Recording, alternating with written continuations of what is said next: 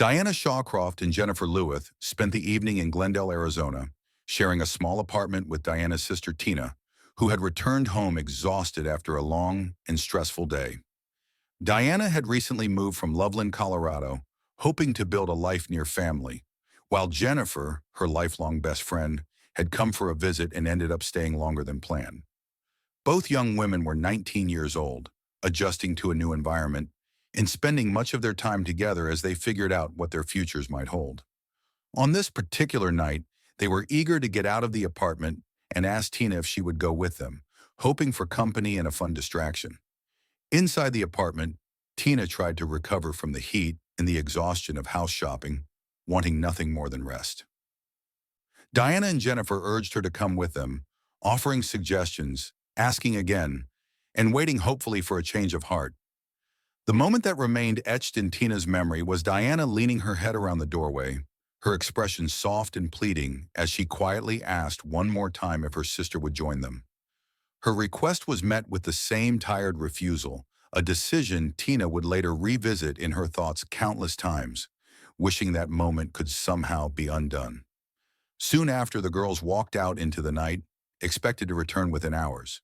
They planned to visit a mini-mart only a short distance away, a place Diana knew well due to her job at the nearby Burger King. The route was familiar, and they wore casual clothing suitable for the warm weather. Nothing about their departure suggested danger or to break from routine. It was an ordinary walk toward an ordinary destination. At the mini-mart, witnesses later recalled seeing the two friends together, talking and laughing as they moved through the store. Some people nearby overheard them mentioning the possibility of a party somewhere in the area. A casual plan spoken with the carefree optimism of two young women looking forward to a simple night out. Their interactions appeared comfortable, relaxed, and without any visible hesitation. They did not seem frightened, anxious, or burdened by any concern. Sometime after leaving the store, Diana and Jennifer were seen entering an older blue pickup truck with a man. This was the final confirmed sighting of either 19-year-old.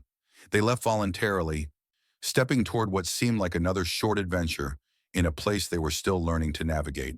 The identity of the man, the reason they trusted him, and the events that followed remained unknown. That moment marked the abrupt end of their visible path, the last image of them alive before their disappearance. It was the moment investigators would later identify as the turning point, the detail that defined their disappearance and shaped every step forward.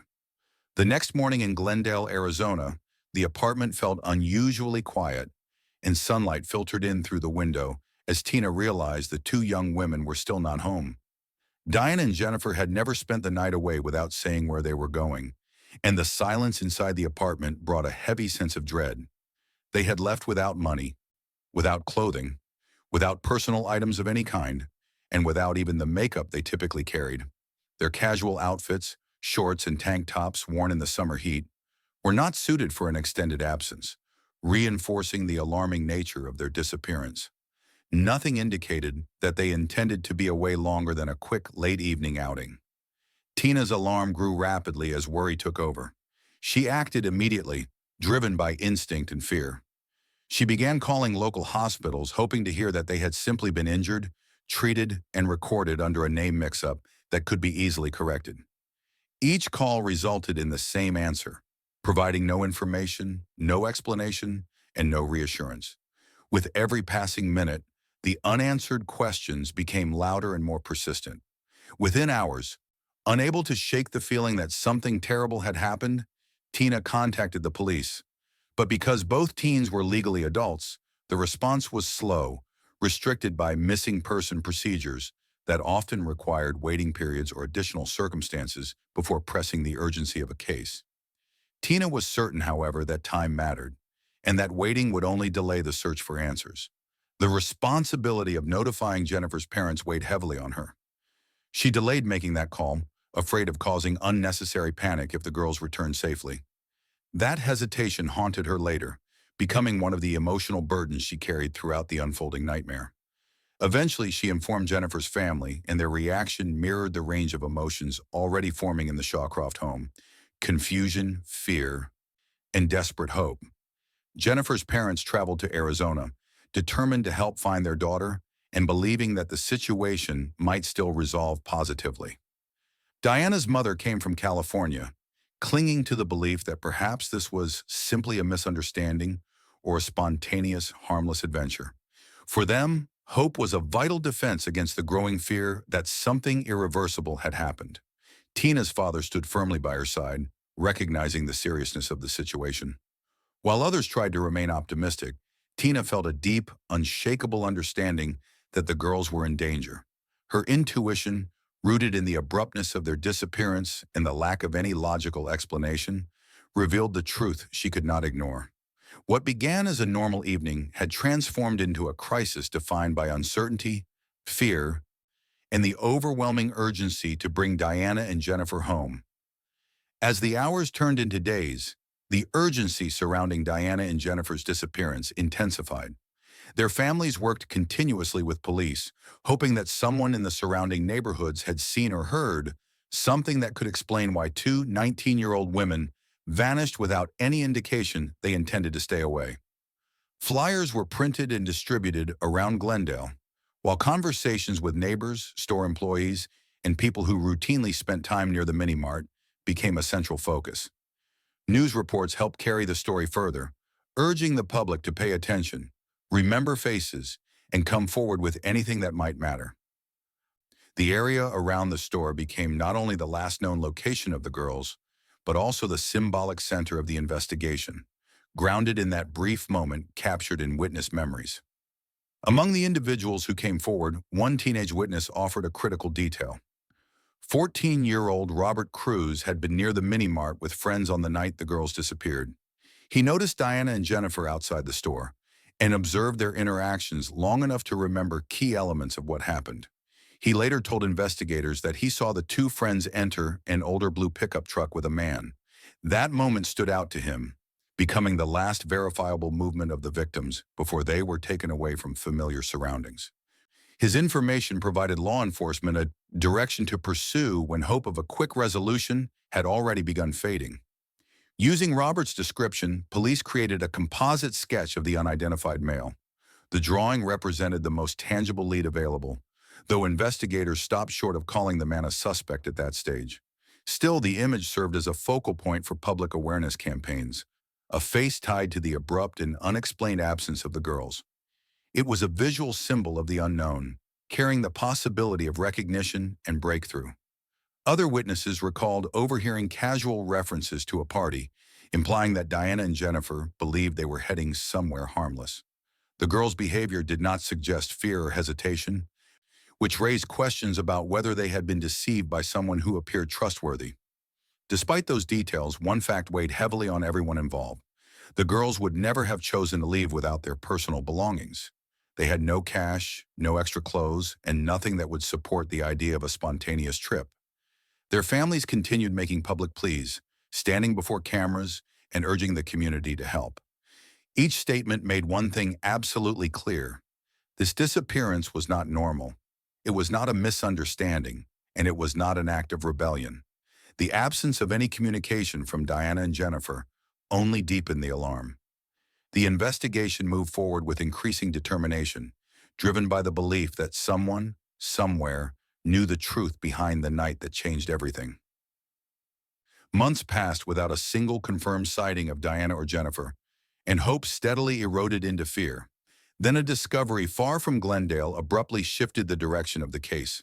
Hunters traveling through a rugged area of Yavapai County, approximately 100 miles north of Phoenix, came across human remains in a location that was isolated, quiet, and extremely difficult to reach. The stark environment surrounding the site immediately signaled that this was not a place anyone would wander into by mistake. When authorities were called, the investigation moved quickly, and it soon became clear that the worst fears were now reality. The remains belonged to the two missing 19-year-old women. The distance between the mini-mart where the girls were last seen and the remote stretch of land where they were found demanded serious questions about how and why their bodies were transported such a long way. The site was described as incredibly remote and rocky, a harsh desert terrain requiring knowledge, planning, and effort to navigate. Investigators believed the person responsible either knew the region well or had assistance moving the bodies. The level of difficulty involved in reaching that location created strong suspicions that more than one individual may have been involved in disposing of the remains. The setting itself underscored that their disappearance was no accident and no spontaneous departure gone wrong. Someone had taken them far from the city, deliberately and forcefully. For the families, the discovery delivered a painful truth they hoped they would never face. It confirmed that the girls had not left voluntarily and were not embarking on an unplanned adventure. The tragedy stood before them, undeniable and permanent. Yet the remains provided no clear narrative of what happened in the hours after the girls entered the blue pickup truck. The answers they sought were still locked away, hidden behind silence, distance, and time. The relief of not wondering whether the teenagers were still alive quickly collided with the anguish of losing any chance that they might return home. Closure remained out of reach. While grieving, Tina faced a new and unexpected burden. As the last person to see Diana and Jennifer alive, she became a central focus of investigators who were under pressure to find out who was responsible. An interview after interview forced her to relive the night, the refusals, the last request, and the moment the door closed behind them. The shift from fearful sister to investigated figure intensified her emotional pain. She was grieving a sister she loved deeply, yet also defending herself while pleading for authorities to turn their attention toward the unknown person responsible. The discovery in the desert raised countless questions, but immediate answers were still painfully missing. Following the confirmation that Diana and Jennifer had been found deceased, waves of grief struck their families with immense force. The nightmare that began the moment the girls disappeared had now become a permanent and heartbreaking reality. Tina's emotional burden deepened with overwhelming guilt tied to the final interaction she had with her sister. She replayed the moment when Diana asked her to come along, believing that if she had agreed, the night may have ended differently. That guilt did not fade with time. Instead, it grew heavier as the investigation intensified, placing her under the harsh pressure of suspicion simply because she was the last person to see them alive. In the midst of trying to mourn, Tina was repeatedly questioned for hours at a time, forced to recount the events leading to the girls' disappearance again and again. She remained cooperative, knowing investigators were desperate for answers, but each interrogation chipped away at her emotional strength. Eventually, after months of constant scrutiny, she reached a point where she had to step back, recognizing that she could not continue carrying the weight of grief and suspicion simultaneously. Protecting her mental health became necessary for her survival, even as she remained committed to seeing justice someday. In December 1996, the families gathered at the Desert Recovery Site to build a small memorial.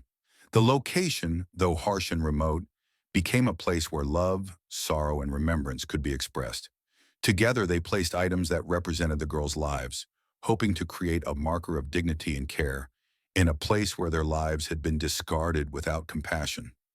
A framed photograph displaying both young women was placed with care, becoming a symbol of their enduring connection. However, the solace created by that memorial was later shattered. The photograph was removed from the frame, an act that was alarming and deeply unsettling. The violation of the memorial raised disturbing possibilities, including the belief that the person responsible for the crime may have returned to the site. The incident reopened emotional wounds that were still raw, reminding the families that the unknown individual who caused this suffering was still free. The tragedy reached into every corner of the family's lives and continued long after the investigation slowed. Diana's mother passed away within a year, officially due to heart failure, yet those who knew her believed the emotional devastation played a defining role in her decline. Diana's father carried his grief forward, directing his pain into supporting other families facing similar nightmares. He spent his remaining years advocating for missing children, determined to help others even though answers about his own daughter remained out of reach. When he too passed away, it was without the closure he longed for. The loss of Diana and Jennifer changed everything for those who loved them, leaving behind a legacy of absence, pain, and unanswered questions that time has never been able to erase. Even after the discovery of Diana and Jennifer's remains confirmed the tragic fate of both young women, major investigative questions remained unanswered. The core mystery persisted without resolution. Investigators could not determine why the girls chose to leave the mini-mart with the unidentified man. Whether he appeared friendly, familiar, or simply convincing enough to earn their trust became one of the most significant unknowns. Despite witness recollections placing the girls in a blue pickup truck, the identity of the driver was never established. That moment, the final decision the girls were seen making, continued to shape every aspect of the investigation. Authorities also struggled to uncover what occurred during the long journey from Glendale to the remote location in Yavapai County. The distance of more than 100 miles suggested purposeful movement, carried out with deliberate effort and clear intent. No evidence explained why the bodies were transported so far, especially to a place so isolated that only people familiar with the terrain would likely choose it. The landscape required strength and awareness of the area, leading investigators to believe the killer had personal knowledge of that region. The difficulty involved in carrying out such a task contributed to the belief that more than one offender may have been responsible. The physical burden alone implied assistance, planning, and determination. Another central point emphasized by authorities was that the girls did not have belongings that would suggest a choice to disappear willingly. They lacked money, food, clothing, and any items someone might take when leaving on their own. This reinforced the understanding that the girls did not initiate this situation. Their disappearance was not voluntary. They did not walk away from their lives. Someone took them away. Throughout the years that followed, detectives examined every lead that emerged, working through possible suspects and persons of interest connected to the victims' lives. They followed information about acquaintances, evaluated names that surfaced in conversations, and explored theories focused on individuals who may have crossed paths with the girls near the mini-mart. Investigators continually revisited the sketch created from the witness's description, hoping that someone in the community might recognize the features of the unknown man. Every effort aimed to connect that single image to a real identity. Despite the time passed and the effort involved, none of those leads delivered the conclusive answer the families needed. The puzzle remained incomplete, with its most crucial pieces still missing. Tina acknowledged that she does not have a theory she can trust and does not know who the man might have been. The case continued to hold more questions than answers, and the truth behind the girls' disappearance and deaths remained beyond reach. Nearly 30 years after Diana Shawcroft and Jennifer Lueth disappeared and were found in a remote area of Yavapai County, the case remains active, and investigators refuse to allow the unanswered questions surrounding their deaths to fade. The Arizona Attorney General's office developed a cold case unit and selected this double homicide as one of its first priorities. Supervising Special Agent Roger Gisler, who previously worked on the investigation during an earlier phase of his career, has publicly reaffirmed that the search for the perpetrator continues with focus and commitment.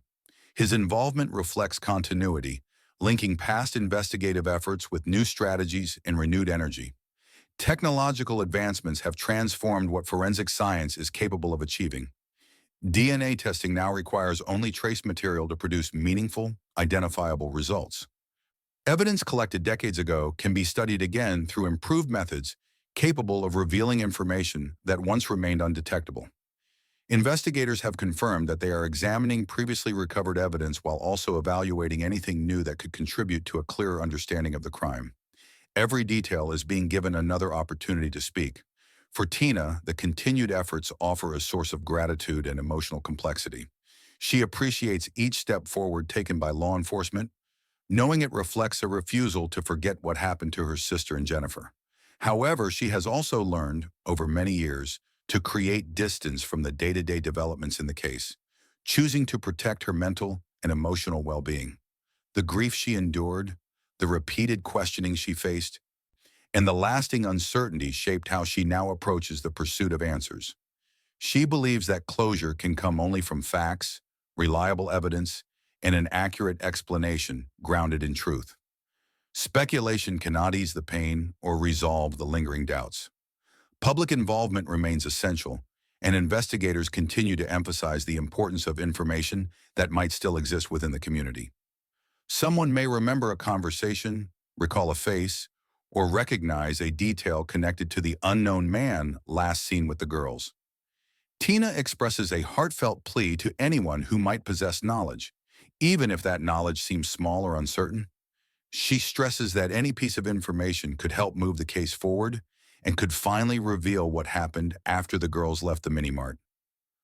This stage of the investigation represents persistence, determination, and the belief that progress is still possible. Hope continues through evolving forensic tools, investigative dedication, and the willingness of individuals to step forward if they hold answers. Law enforcement and the family share a unified goal: uncover the truth, identify who was responsible, and provide long overdue resolution. The future of the case depends on evidence and the possibility that the silence concealing the truth will finally break. They continue to believe that justice, though delayed, can still be achieved with courage, honesty, cooperation, patience, persistence, and unwavering focus on truth and dignity. The impact of what happened to Diana Shawcroft and Jennifer Lueth has extended far beyond the night they disappeared, leaving an enduring mark on everyone who knew and loved them. For those closest to the young women, their memories remain vivid and personal. Tina describes her sister Diana as one of the kindest souls she had ever known, a person who cared deeply for others and approached life with sincerity and warmth. Friends and family remember her not through the tragedy that ended her life, but through the love she shared and the goodness that shaped her character. Jennifer held the same significance in the hearts of those who cared for her, not just as Diana's friend, but as someone whose presence was meaningful, appreciated, and irreplaceable. Their friendship, formed in early childhood and strengthened through years of experiences, stands as a powerful reminder of who they were before their lives were taken. They were more than names in a case file. They were two young women who carried hope, potential, and dreams into their futures. Their shared bond continues to influence how they are honored and remembered today. The connection they maintained from childhood to adulthood reflects the depth of their loyalty and the joy they found in one another's company. Despite decades of unanswered questions and lingering grief, Tina has worked to rebuild her life piece by piece. She is focused on raising her children, allowing the responsibility of motherhood to guide her forward when the weight of loss felt overwhelming. She has allowed space for healing, while also acknowledging that the story is not fully closed. Support from investigators and community members has offered encouragement through years of searching for truth. However, closure remains incomplete because the fundamental question still has no answer. What exactly happened to Diana and Jennifer after they left the mini-mart? The trauma endured by both families has stretched across generations. Those who lived through the earliest days of the investigation carried fear, sorrow, and determination throughout their lives. Some family members passed away holding on to hope that the truth would eventually emerge. The absence of answers has been a constant barrier to peace, preventing final acceptance and forcing those who remain to continue advocating for justice. As this documentary concludes, the message remains clear and necessary. Someone knows what happened, and someone has the power to help resolve this case. Even the smallest detail could bridge the gap between uncertainty and truth. Coming forward could finally bring peace to two young women whose futures were stolen and to the loved ones who have endured nearly 3 decades of pain, waiting for justice and clarity that have yet to arrive. The plea continues. Anyone with information is urged to step forward and help ensure that Diana and Jennifer are never forgotten and that the answers still hidden eventually come to light.